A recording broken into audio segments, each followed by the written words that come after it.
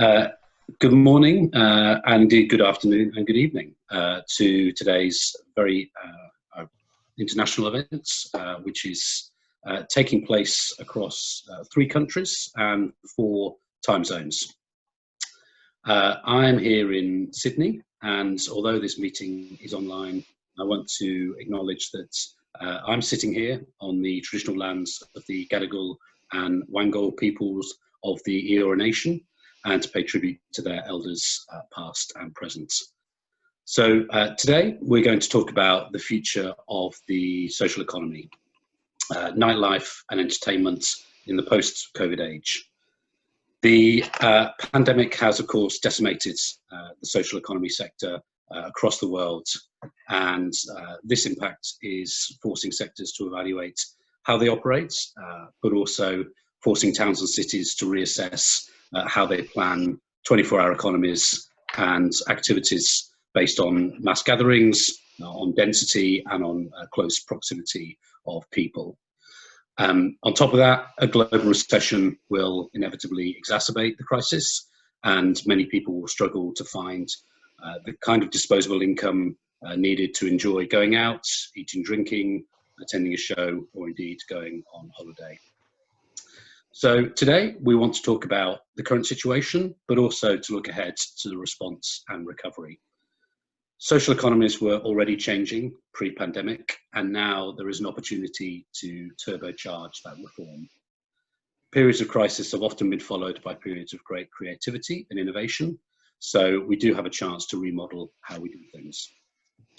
And to discuss the way forwards, we are really delighted to be joined by 4 global experts, joining us from Boston, London, Santa Cruz, and here in Sydney. I'm just going to introduce the panelists now, and then we're going to have an open discussion and opportunity for you in the audience to ask some questions. So first, joining us, Philip Kolvin, who is a leading licensing barrister in the UK, representing many aspects of the 24-hour economy, including pubs, clubs, festivals, and taxi operators. He has written and edited a number of leading licensing books and is the former chair of the London Mayor's Nighttime Commission, where he wrote the Mayor's vision for the nighttime economy from good nights to great nights. And it is a very late night for him, but kindly agreed to join us on the stroke of midnight in London for this discussion. Alicia Scholer is Vice President of the Responsible Hospitality Institute, a non-profit organisation in the United States, founded in 1983 and a leading source for events, resources and consultation services on nightlife.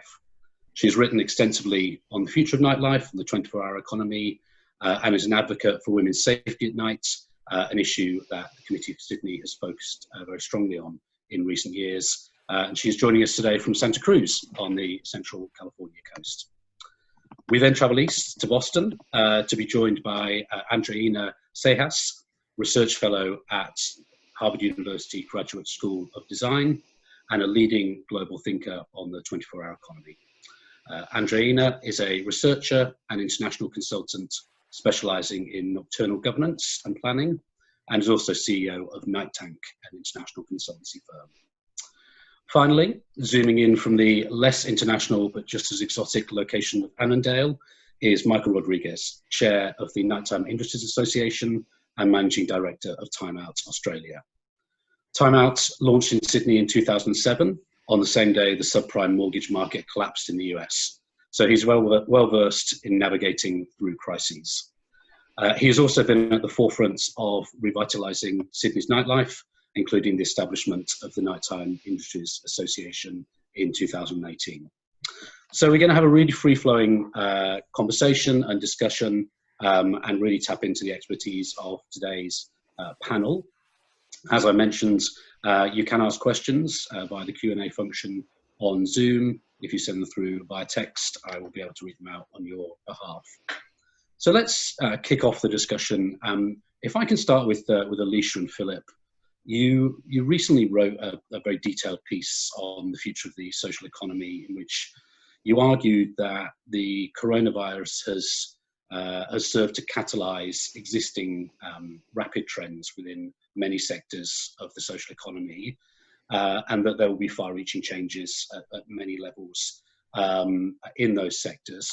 Can I just ask you both to perhaps talk a little bit about what those changes are going to look like, and also talk about how the pandemic has affected those sectors where you are?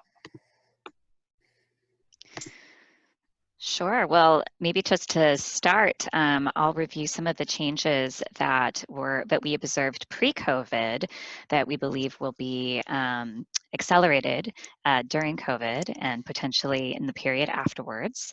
Believe it or not, people were actually drinking less before COVID. So things like zero-proof bars and mocktails were very popular, as well as people drinking less but better. So Philip used the term premiumizing, which I think really accurately portrays that environment. Some of the other trends that we noticed were having activities that weren't necessarily focused on alcohol consumption, such as more theatrical, interactive experiences, Instagrammable pop-ups, competitive socializing, my personal favorite, axe throwing, as well as dart throwing, that sort of thing, as well as gamification. Having vintage arcade game bars are very popular, as well as board game cafes. One of the things that was very popular even before COVID hit that has accelerated now is home entertainment being the biggest competition to nightlife, to people choosing to simply Netflix and chill, ordering in food, as well as purchasing alcohol from off-premise locations and having that now. Philip, do you want to go into some of what we're seeing in terms of trends right now? Yeah, for sure. I mean, I think probably one of the biggest trends in the UK has been the decrease in high street retail. If you look at the numbers, 15 years ago, about 1% of retail purchases are online, and now 22% of purchases are online. And it's not a flattening curve; it's continuing to grow, and quite clearly that trend is going to rise steeply in the years ahead.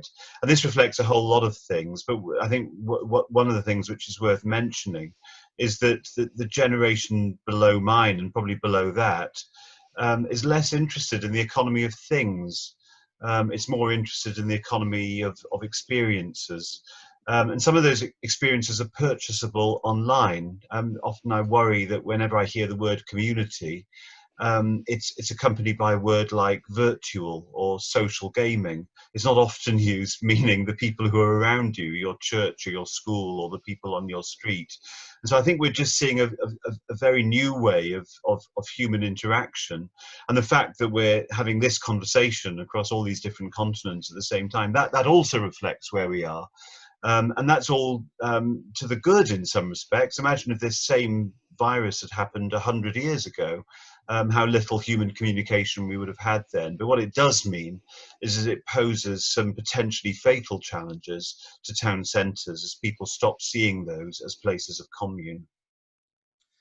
I just want to touch upon one of the areas you raised within the article, where you talk about the 5 overlapping waves of response to the virus. As people in Australia will be aware, but international viewers might not. In Australia, we have managed the pandemic pretty effectively, and we've not seen the rate of infections that many other countries have. And we're actually in the process of gradually reopening and rebuilding our nighttime sectors.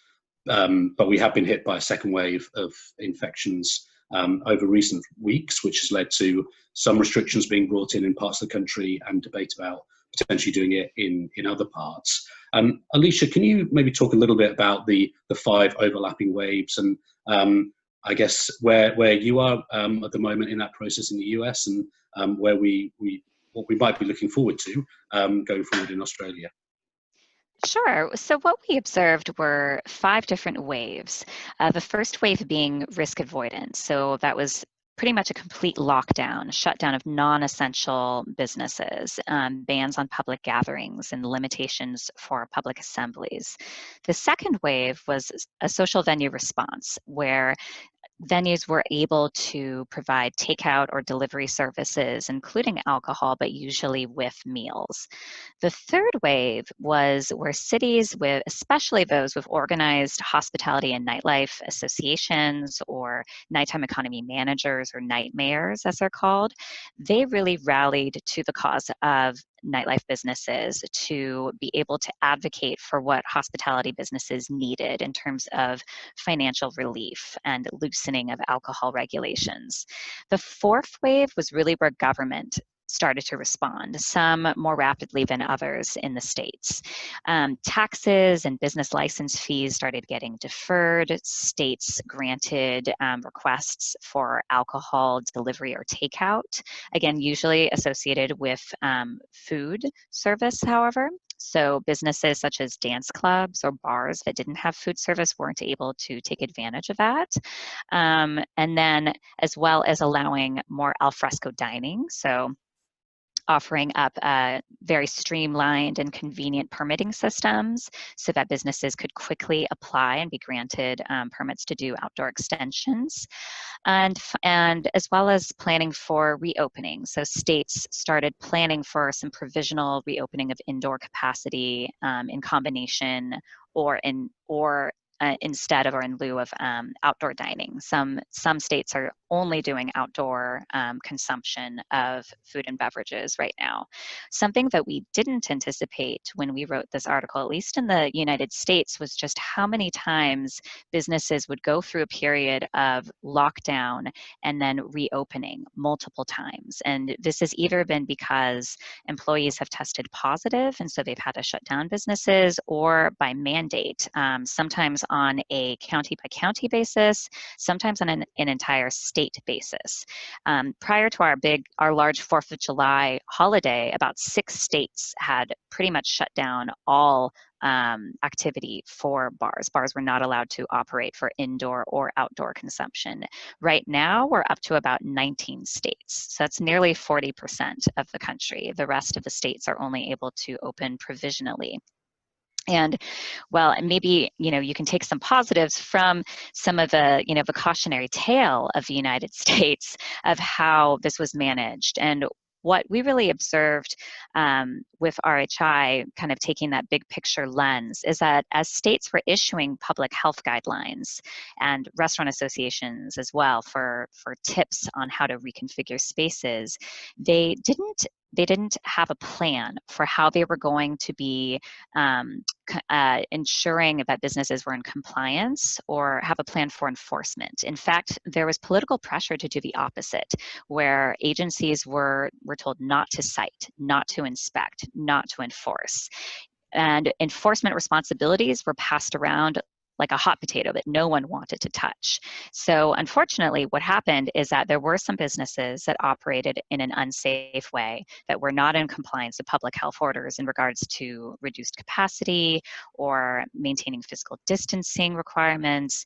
And videos of these businesses and patrons associated went viral. There was public outrage, and there was a very heavy-handed response. There wasn't a plan to start with, and so cities started sending in operations to close down businesses, and in some cases, like what we've seen, entire states issued mandates for businesses to close. So I very much hope that your listeners will take this and take more of the UK's approach of having risk assessment, prior authorization to reopen. I know it's not perfect, but I think that there are some things that can definitely be learned and improved upon from our experience. I think it was the New York mayor yesterday who came out and said that New Yorkers were partying too hard, which is not necessarily a problem we've always had in Sydney. Which brings me to Michael. You've been involved in, I guess, reviving Sydney's nightlife for a number of years. We got to a stage where it felt as though we were making progress, and a lot was happening in this space, and then we were hit by COVID. Can you just give a flavour of sort of where the sector is, the nighttime sector is at the moment, and maybe touch upon the points that Alicia made around threats to the long-term sector around things like home entertainment, changing consumer behaviour, and things like that? Yeah, so I guess just to give this a bit of focus, there's multiple states in Australia at different stages of the pandemic, and just for simplicity, let's assume that a number have managed to eliminate it. So we've seen a return to almost 87, 90% of pre-COVID trade in some of those states and territories. If you look at the two main areas being New South Wales and Victoria, this is where the news isn't necessarily so good, particularly if you think about their overall economic contribution to the country. So I think, and of course, those two states split into those that were allowed to party and those that weren't, being the New South Wales just coming out of lockdown, lockout, then into bushfires, and then into the coronavirus. So I guess the industry has been afflicted, in quite a heavy way as it entered the virus. And I think, the bushfires obviously affected Victoria as well. So in that context, a number of businesses were not in a very solid trading position, waiting for, a good quarter to kind of get back up when the virus really hit. Now, Australia's been perceived to have handled it relatively well. But what we are seeing now currently, as everyone here knows, is that Victoria's back in lockdown, and there's concerns about the spread of the virus back into New South Wales, which have resulted most recently in our borders being shut to Victoria. So the consequences of all this is that the consumer behaviour, in Victoria it's not an option, but even in New South Wales, based anecdotally, is already being impacted by the fear of going out. And some of those things that Alicia touched on in terms of the preparedness of the sector to reopen has been consistent, at least in New South Wales, where regulators have been a little hands-off in the early opening. Operators, either as a result of being cash-strapped and desperate, may in some cases not necessarily been prepared to reopen in line with physical distancing. And most importantly, and we can talk about this a little bit later if you like, but what we're talking about is a sector that is designed to allow people to come together specifically for the purpose. So the whole going out mindset is, I want to hug, I want to see, I want to be close to. So what the globe at the moment now needs to think about is, how do we unwind our evolutionary instinct, something that has kept us safe in the past, in these circumstances, because the economic consequences of not being able to manage that, will lead to other societal challenges. So it's sort of a flavour of where things are at the moment. I think that the start-stop consequence is unfortunately going to result in and almost, analysts in time will be looking back and will be able to tell us the ratio of businesses that go out each time you do that. So I suppose that the playing it forward in the Australian context, where typically there is in this sector a real those who have and those who do not. There are large scale businesses and small independent operators. Consolidation as a result is almost inevitable, unfortunately, because the strong will be able to see off this with diverse revenue streams, with scale. And, I suppose the challenge this presents for the Nighttime Industry Association, Time Out, anyone who cares about diversity, vibrancy, colour, difference, equality, these principles that we are aspiring to, puts this at risk, because the businesses that bring this colour are the ones that are most at threat, which is why a lot of our advocacy work has been really targeted at the small, medium enterprise to make sure that they don't get lost or left behind government relief mechanisms, which have frankly been tailored to large-scale businesses in priority to small businesses, Good example of this is the inability of government to recognise that hospitality businesses can't get bank loans as readily as large-scale businesses, as just one example. So I don't want to dominate this too much, but the questions that it raises is, how do you then, as a small independent creative business, navigate this challenge? And I think that your salvation lies in at least two things. One is getting engaged in advocacy yourself, either through organisations like us or other bodies that look out specifically for creative hospitality and small creative, other creative forms of creatives. That's one option, and making sure we get that story told. The second is to harness, I think, some of those things that Alicia was talking about, which are the underlying trends that were already at play that you're better able to, because you are nimble, pick up and adopt. And that's the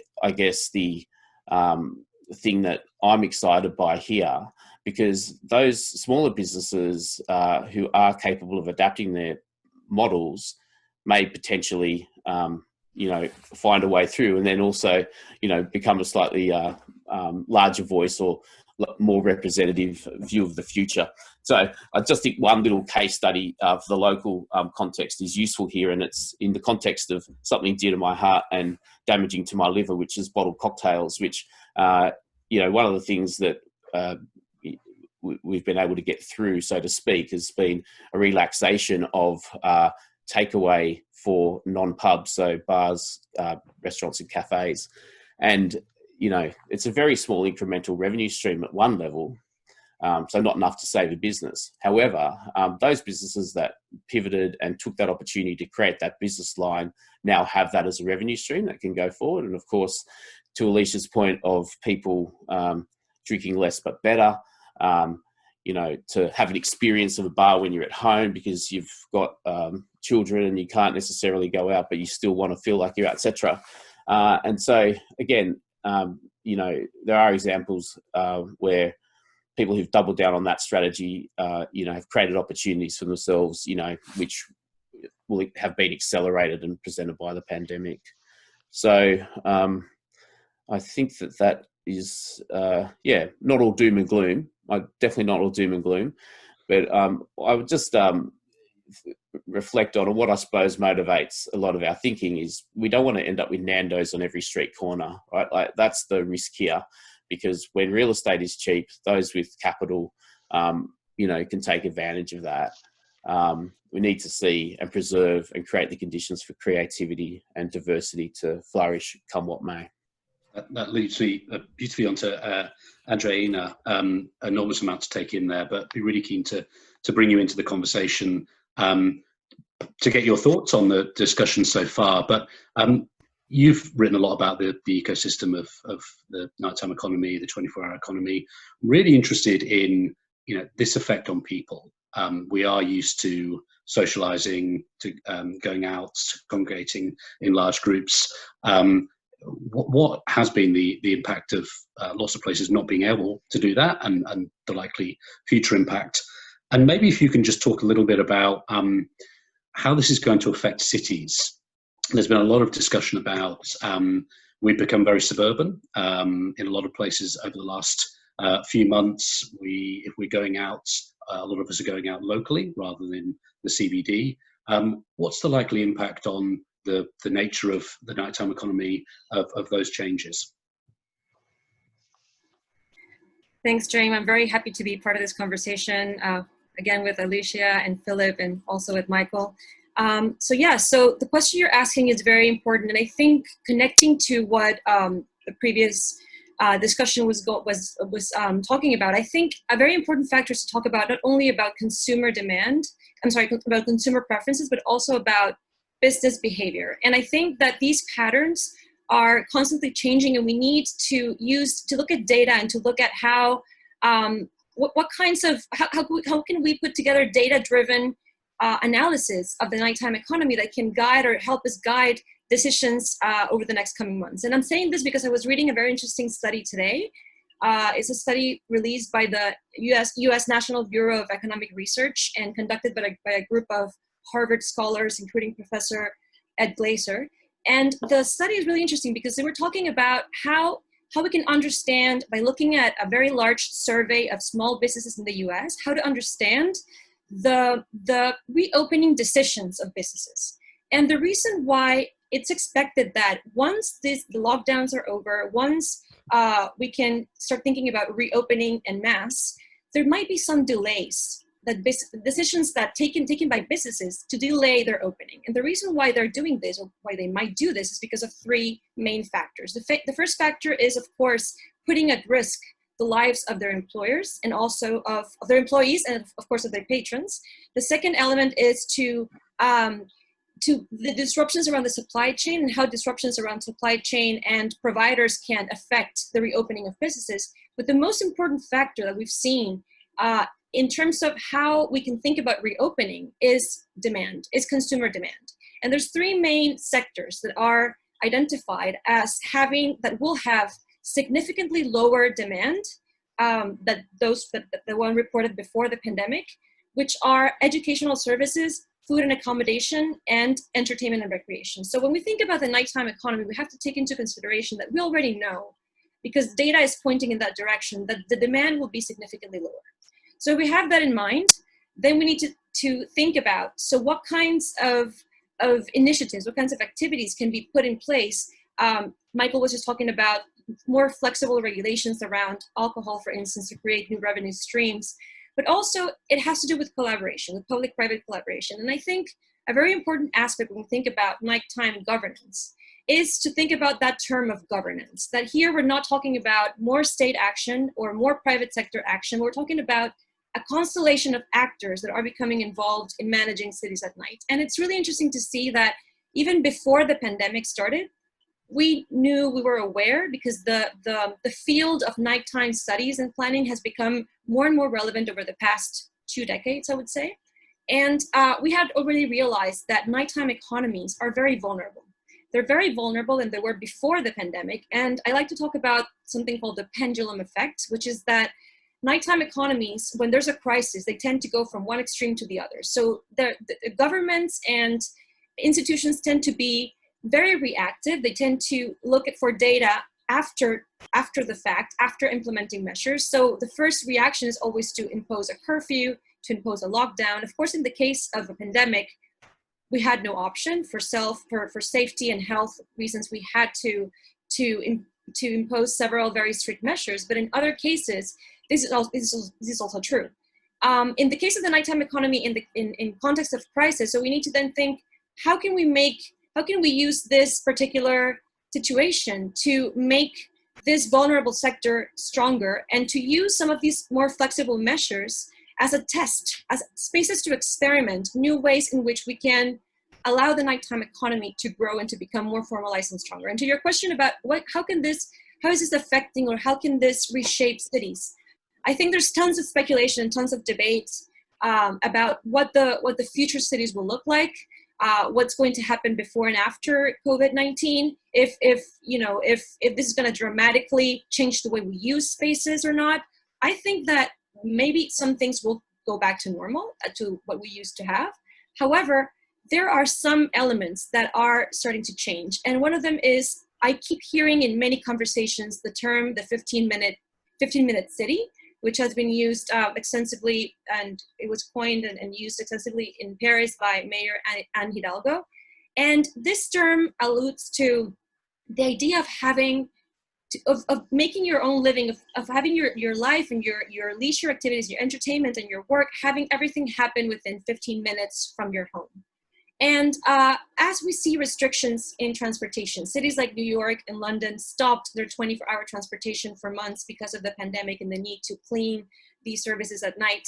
We see restrictions in terms of mobility in general, as people now are working more from home. So this will lead towards a trend of doing all you have to do closer to home. And this, we will see, might have an impact over neighborhood bars, neighborhood entertainment options, as people will probably not look towards going to the central business district anymore, or to gather in massive venue spaces in central areas, but to favor smaller neighborhood-like places that are closer to home. So in general, I think we should look for three main things. On one hand, how demand is changing and how demand will impact the reopening patterns and behaviors of businesses. Second, how the constellation of actors, not only involving public actors, but also private sector and community organizations, are getting involved in managing cities at night. And this has to do with enforcement. I think Alicia was mentioning this before.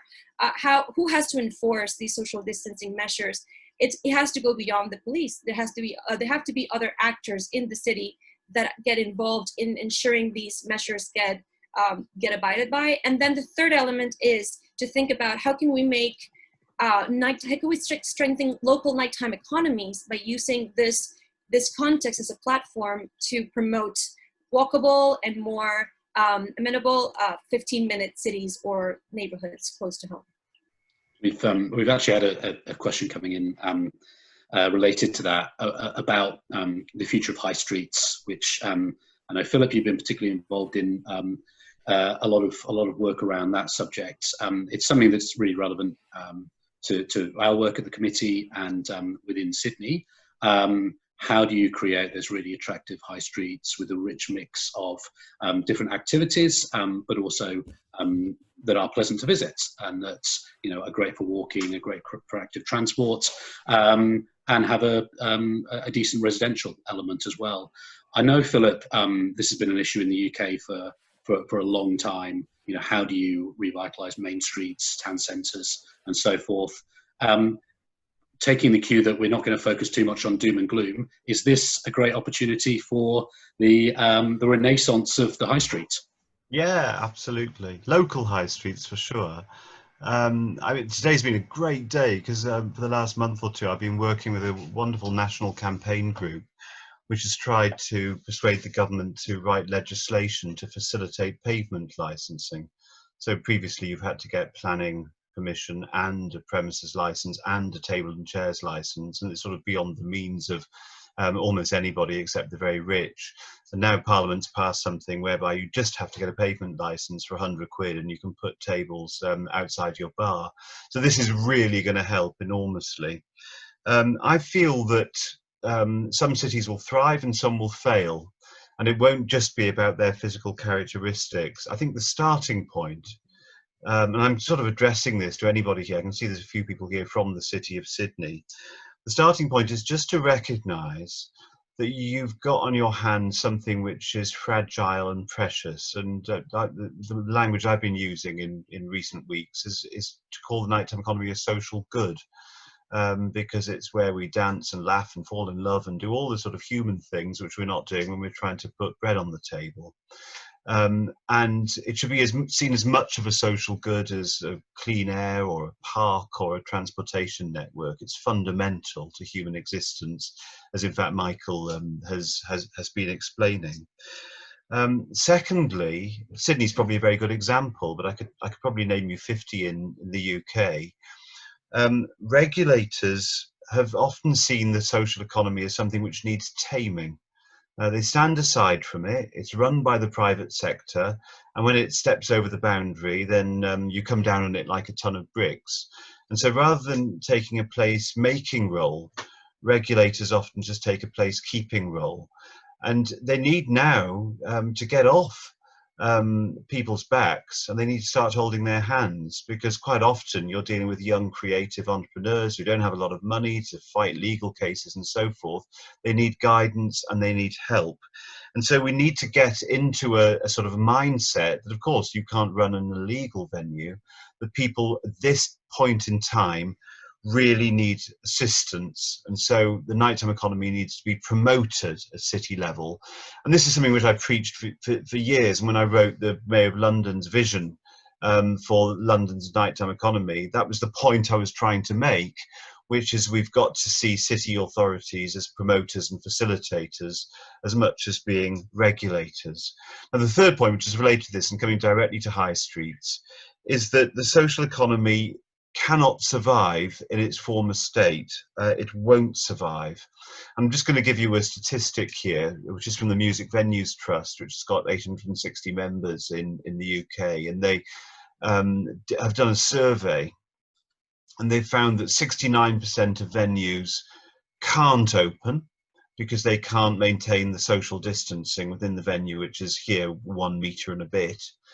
And the other 31% have opened, and they're trading at 25% of their former income and 114% of their former cost. So what we're seeing is just a time bomb.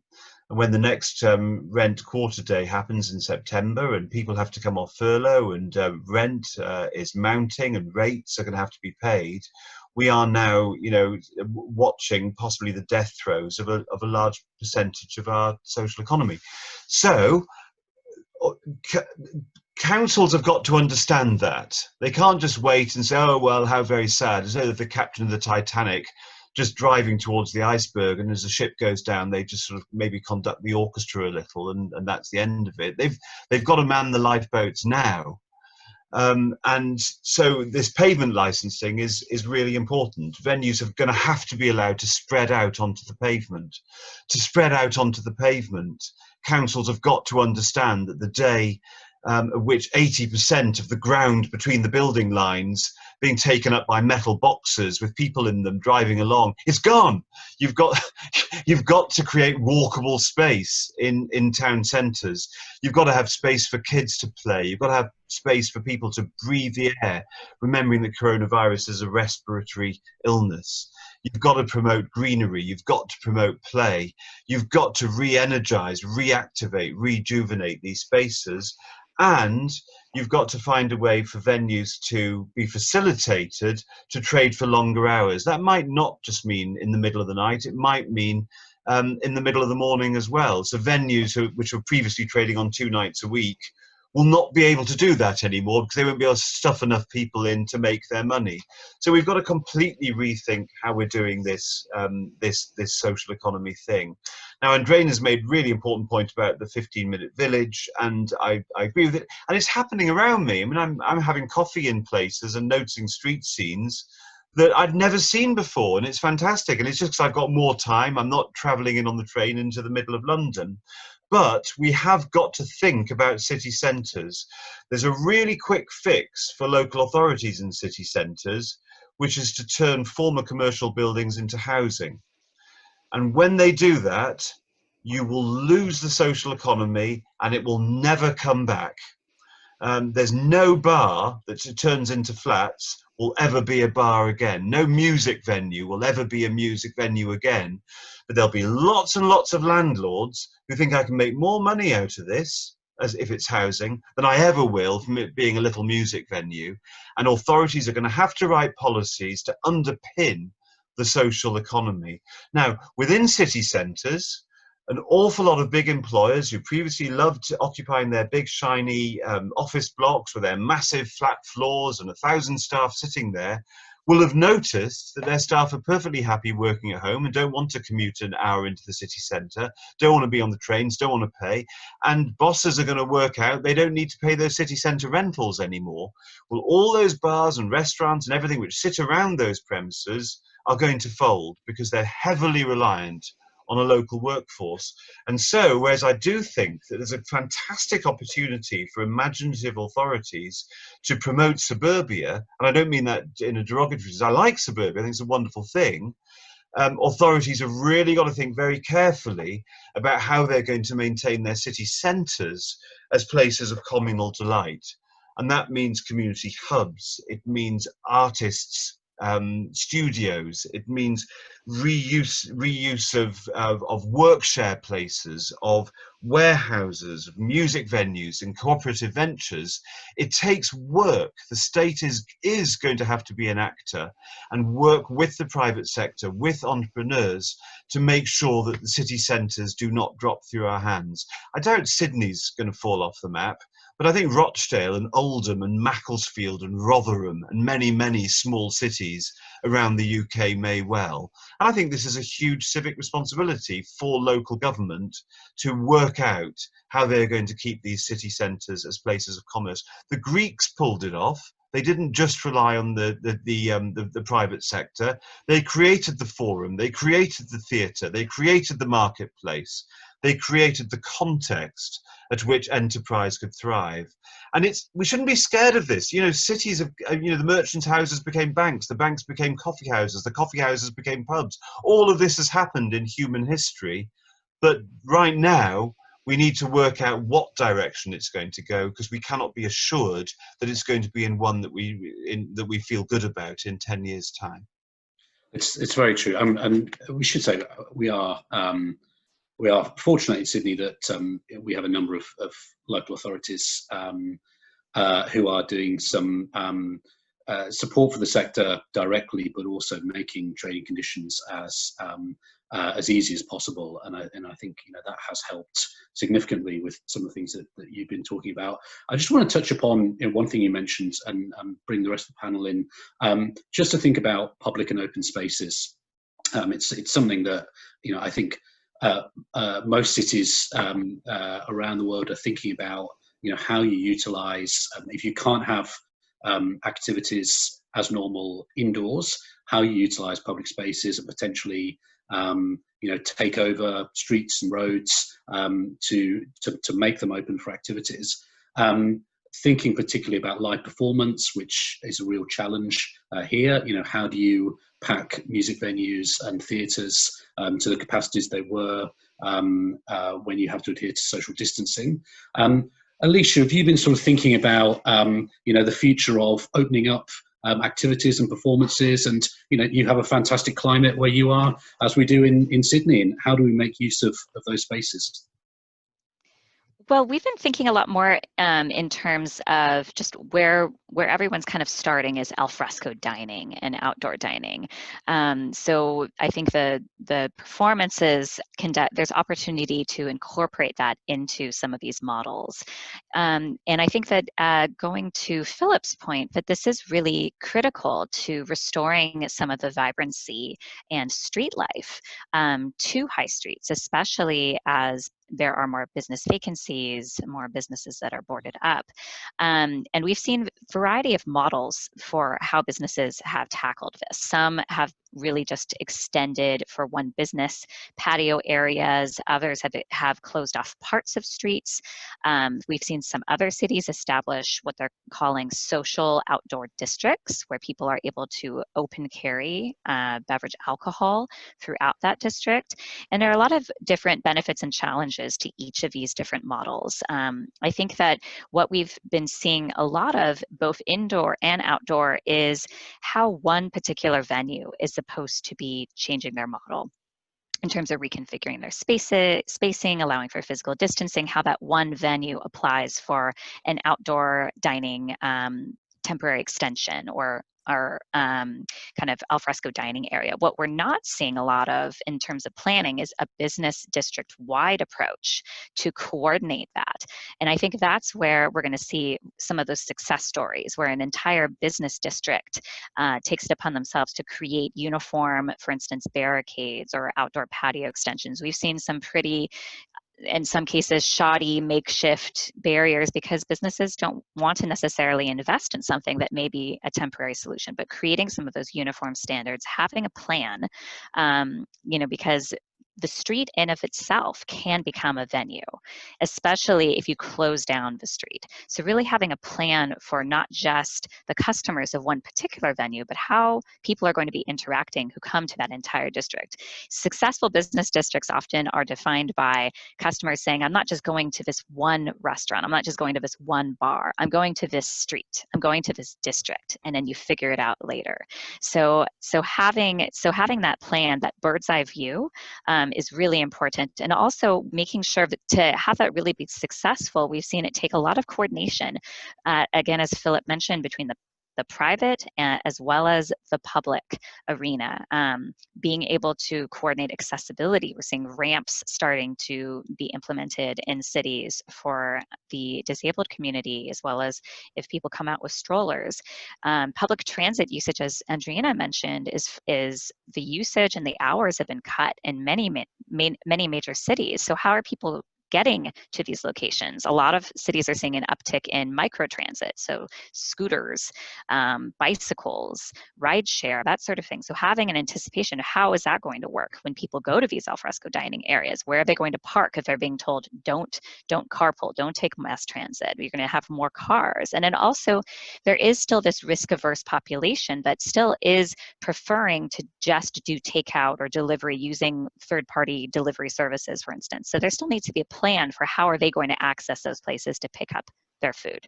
So I haven't seen yet some of that seamless integration of entertainment, but I think that is definitely, there's an opportunity there to incorporate that into these outdoor dining areas. And there has, of course, been the renaissance of the drive-in cinema, which has been drive-in events, an unexpected success of the last few months.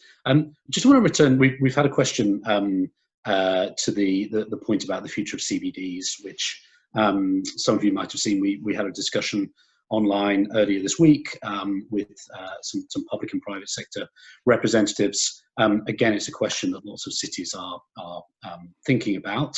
At the committee, we talk about CBDs plural. It's not just about the Harbourside CBD. We're also thinking about major urban centres across Greater Sydney. Mike, in terms of your world, we've moved from a situation where you have lots of people funneling into the city during the day, using mass transport. We've talked about the fact that there's a big hospitality sector that is reliant on those people buying lunches, buying coffees in the morning, staying on for entertainment in the evening. Can you see a future for CBDs plural, or do you think we're just going to stick to our local neighbourhoods? Well, it's a good question. I think that you have to recognise, particularly in Melbourne and Sydney, that we've got a big concentration of entertainment or social economy assets, to use that parlance that Philip's suggesting. What we are seeing, of course, is a decentralisation due to also mass transport systems, which you can't utilise now to go into these CBDs. So I think that both the City of Sydney and City of Melbourne are thinking about this, and we obviously have a recovery plan that the City of Sydney has released and looking to implement. So to me, my own view is really one on real estate and the model underpinning rental primarily, so it's all our superannuation really, which has driven up rents in the city, generally speaking, which landlords have then tended to use to bring in high-end hospitality, which then supports the commercial tenancy model, which, so it's this cycle. The problem is, of course, it is a house of cards, because, as Philip said, that those businesses are highly dependent on those buildings being full. One of the committee's earlier presentation, I forget the gentleman who spoke, but he talked about the real estate sector starting to think not as asset owners, but as service providers.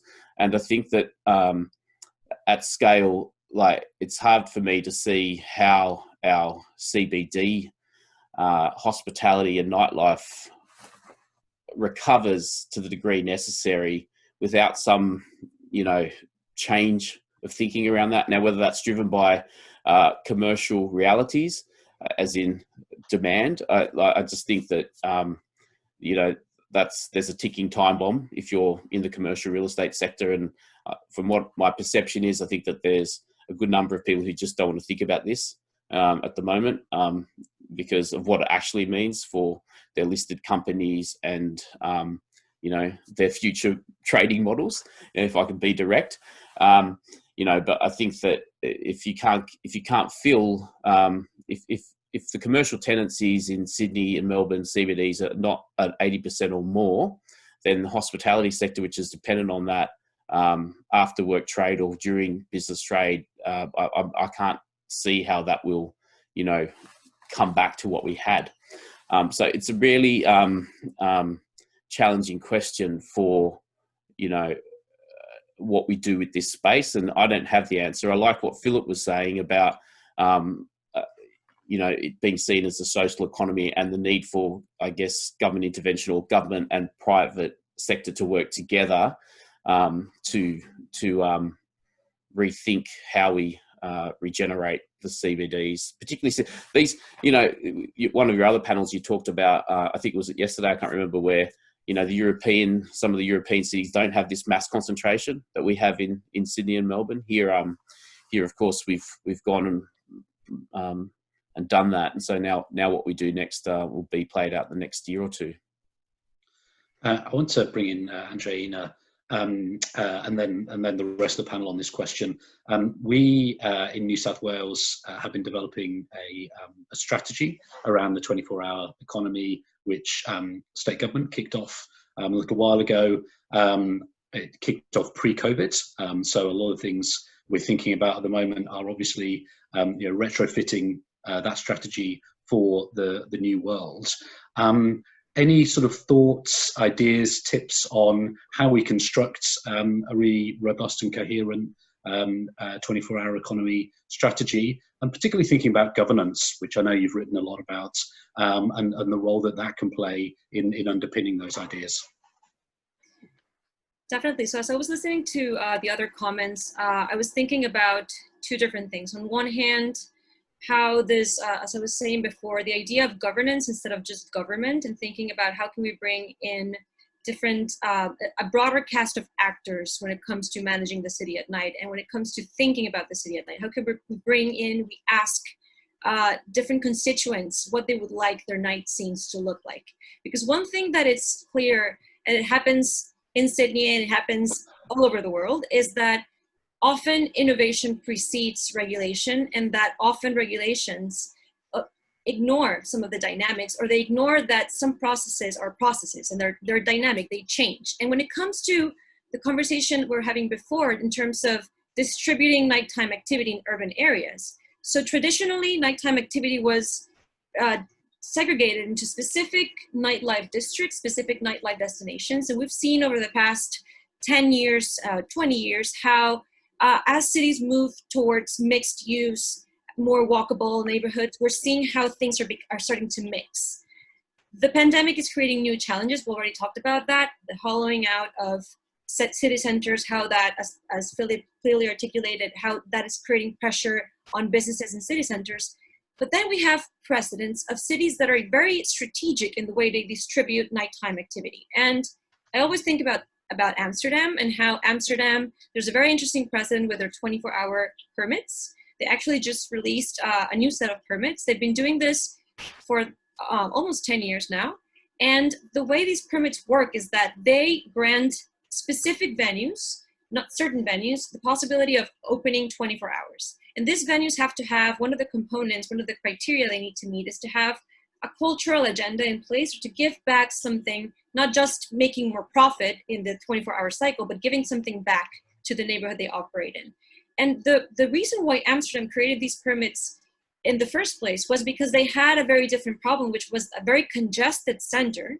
The touristification of Amsterdam city center, the congestion, all the conflicts with noise, and they tried to decongest this by creating incentives for venues to set shop in the outer districts by allowing them to open 24 hours. I think that premise of creating these incentive schemes could be really interesting to think about for cities like Sydney, to consider how time, not only space, because right now when we think about social distancing, we think about space, but time is also a very important variable. How can we extend activity throughout the day, and through that meet some of these requirements? But space is also important, and something I wanted to mention is that, and alluding and relating to what was said before, right now one of the main things that businesses are trying to do to meet their social distancing requirements is to open open outdoors, to have open air, al fresco dining. And it's interesting how there's so many cities trying to figure out how to make this work, not only from a financial perspective, but also to make it work, as I said, in mixed use environments where you have neighbors sleeping next door, and now you have tables outside and you have conflicts around noise, or you have more flexible policies such as takeout alcohol. And when you have takeout alcohol, you have cities like New York have been struggling with these open container problems. People just go to a restaurant, they buy their takeaway alcohol, then they start drinking it in the middle of the street. So there's how this pandemic has encouraged innovation, but then regulation like tries to follow. And what I'm saying here is that we don't have to be, I'm not promoting strict regulation, but I'm promoting ways in which I think different actors can collaborate to identify how can we minimize conflict so we can take advantage of these innovations. And speaking of that, of innovations, I'm part of a group, global network of activists, advocates, that we've been putting together a global nighttime recovery plan. It's being led by Vibe Lab and experts from the University of Pennsylvania. And we just released the first chapter this week. And the first chapter looks precisely at open air nightlife. It looks at open air dining, outdoor events, free gatherings.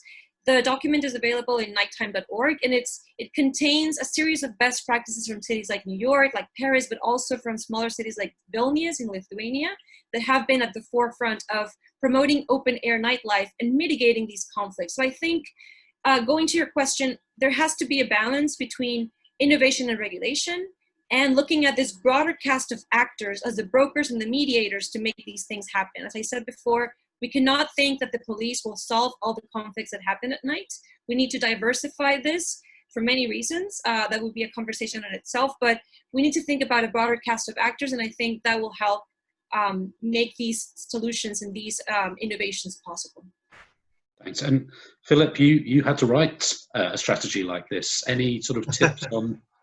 It's really strange. So whenever we have these conversations and they get as good as this conversation has been, we always start talking about terminology. And I was really taken by Andreina's point about government and governance. I think it's a fantastic point. So my little riposte to that would be, let's not talk about the social economy at all.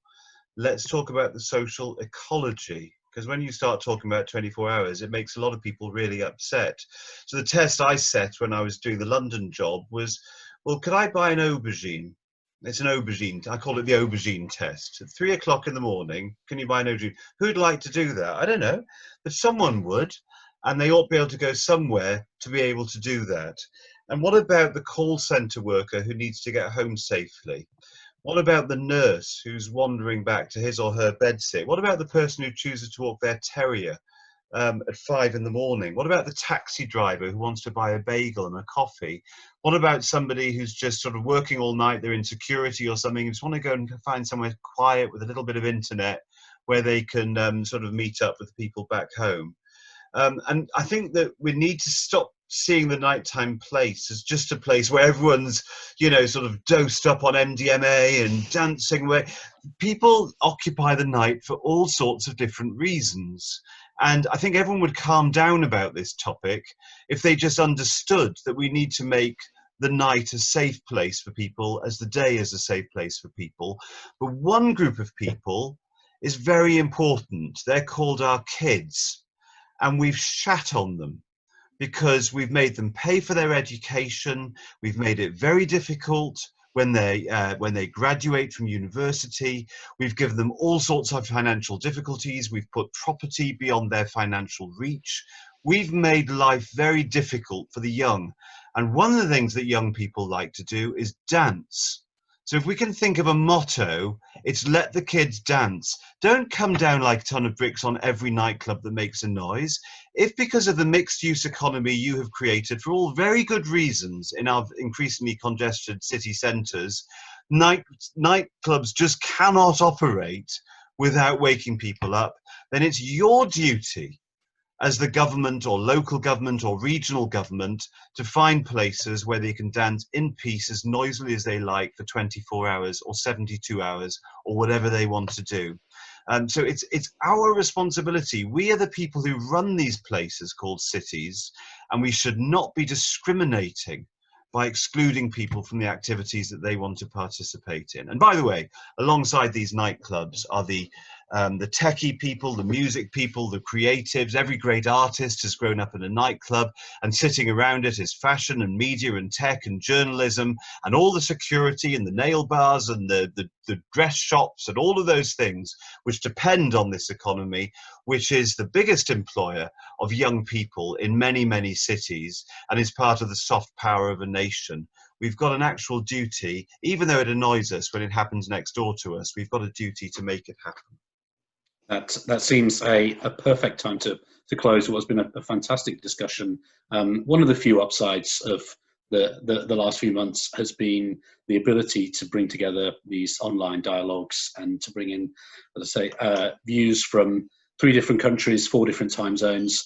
And I'm really grateful to the panel for sharing your expertise. Very grateful to the audience for your questions and your input.